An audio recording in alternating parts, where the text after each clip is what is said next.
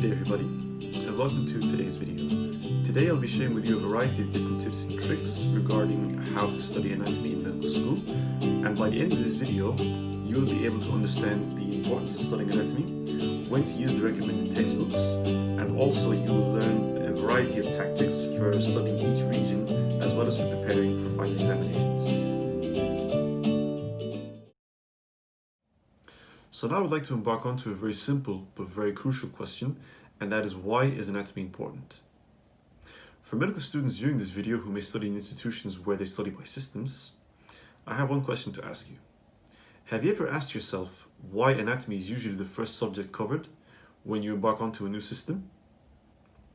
Here's why. If we liken the study of medicine to building a home, the home itself cannot be built without laying the foundations first. These foundations are the basic clinical sciences, the basic sciences of medicine, and these include biochemistry, physiology, and of course anatomy. Regarding anatomy, by definition, it's the study of the normal morphology of the human body. And in this respect, this also lets us think about pathology in our preclinical years, where we study the abnormal morphology, as well as abnormal functions via physiology. Also, when we embark onto our clinical years, our penultimate and final years in most institutions, a sound knowledge of anatomy is required in order for us to be able and competent enough to perform clinical examinations. A number of examples lay ahead, beginning with neuroanatomy, for example.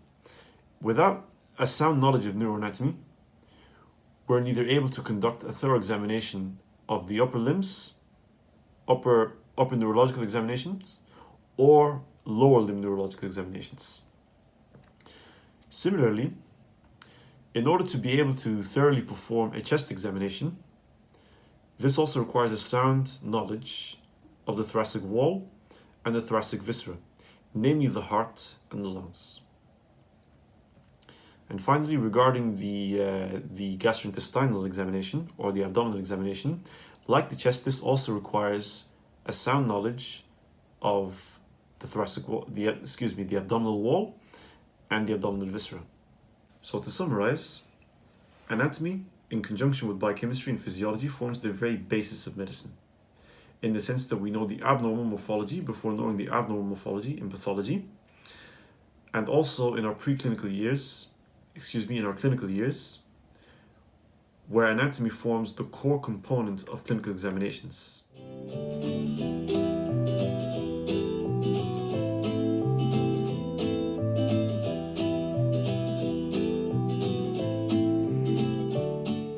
Typically, students advance into their second year after having passed their pre-med year. They tend to find that the load of anatomy is quite intimidating, particularly as the majority of faculties where I studied in Sudan tend to consider anatomy as one subject, with their sub-subjects being gross anatomy, neuroanatomy, histology, and embryology.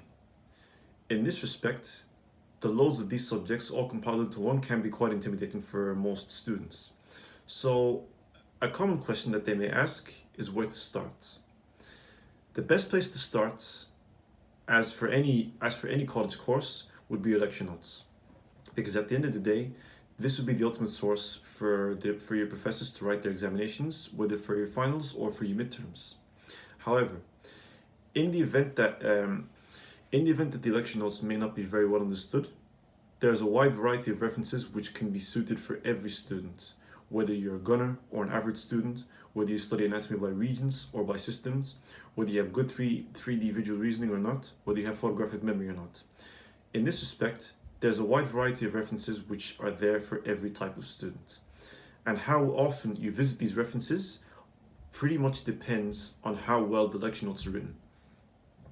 Although there are a few must-haves that every student should have in order to study anatomy well and to score well in final examinations.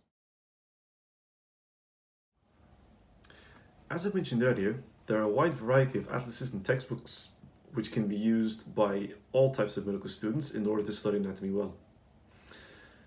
Regarding the atlases first, my personal favorite was Netter's Color Atlas of Anatomy, in respect that he was regarded as the Michelangelo of all anatomists.